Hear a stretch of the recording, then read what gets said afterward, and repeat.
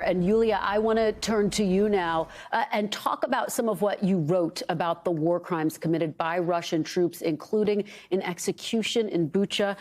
Just to give everyone a sense, you write, quote, on March 4th, Russian forces in Bucha, about 30 kilometers northwest of Kyiv, rounded up 5 men and summarily executed one of them. A witness told Human Rights Watch that soldiers forced the 5 men to kneel on the side of the road, pull their T-shirts over their heads, and shot one of the men in the back of the head. He fell over, the witness said, and the woman present at the scene screamed. So difficult to read this. Are you concerned that this is just the beginning? Are we seeing the tip of the iceberg here?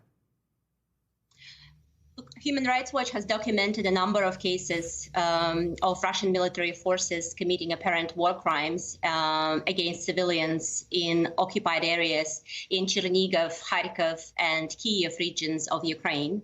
And in addition to the case that you just mentioned that we documented in Bucha, we also documented another case of summary executions of civilians in the village of Stary Bykov in Chernihiv region, where Russian soldiers, according to our findings, rounded up at least 6 men on February 27 and later executed them. And we spoke to the mother of one of the men who was nearby when her son was and another man were apprehended. And she later saw the bodies of her son and 5 other men lying on the outskirts of the village. She was told, she ran after her son and was told by Russian soldiers to wait. And then she heard gunshots and later found their bodies. They couldn't bury the bodies for 9 days.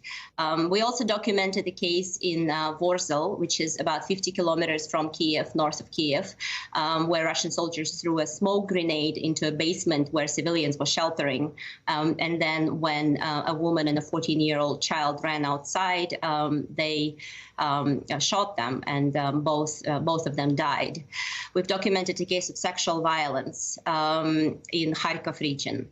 And these are just a few cases that we've been able to document in detail. And those cases are clear violations of international law, of laws of war. And unfortunately, I do think that this is just the tip of the iceberg. And I think it's likely that there will be more cases like that emerging in the days and weeks to come. President Biden stopped short of calling this a genocide, but do you think this is a genocide, what we are witnessing?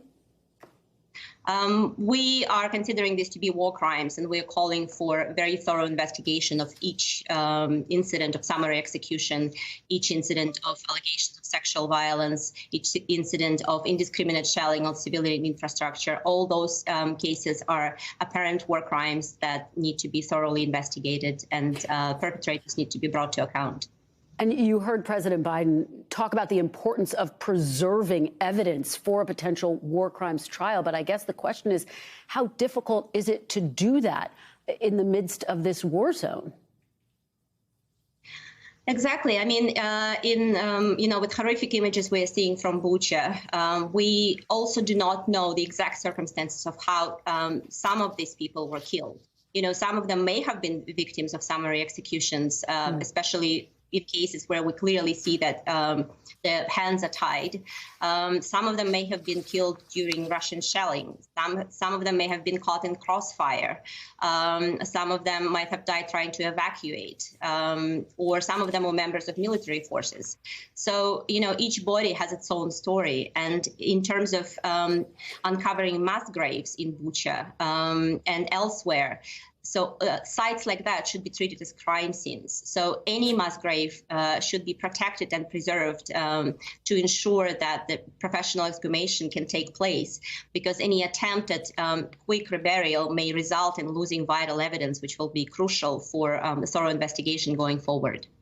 And Yulia, even if there is a war crimes trial, it is very difficult to actually have someone like Vladimir Putin be punished. Do you anticipate, though, that that could ultimately happen, given the enormity of the atrocities that you have laid out here? Look, there are a number of avenues that are already open for justice and accountability in Ukraine. One of the most important ones is International Criminal Court, which has started an investigation into events occurring during this conflict. Another avenue is an independent commission of inquiry set up by the UN Human Rights Council.